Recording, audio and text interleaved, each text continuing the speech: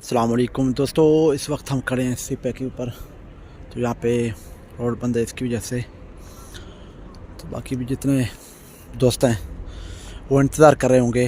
तो सबका बहुत ही शुक्रिया, क्योंकि रोड बंद की होने की वजह से फ़िलहाल तो कुछ भी मुमकिन नहीं। तकरीबन बता रहा था कि 20 या 25 मिनट लग जाएंगे। ठीक है दोस्तों, अल्लाह खुश रखे। फ़िलहाल सी पैक रोड शेरशाह टूल प्लाजे से आगे बंद है। जो सक्खर से ट्रैफिक आ रहा था मुल्तान की तरफ, उनके लिए रोड बंद है आधा घंटे से, लेकिन आधा घंटा मज़ीद भी लग सकता है।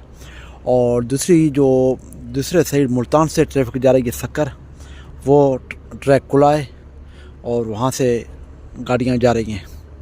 तो तमाम दोस्तों का बहुत ही शुक्रिया, अल्लाह खुश रखे और बहुत ही नवाजिश।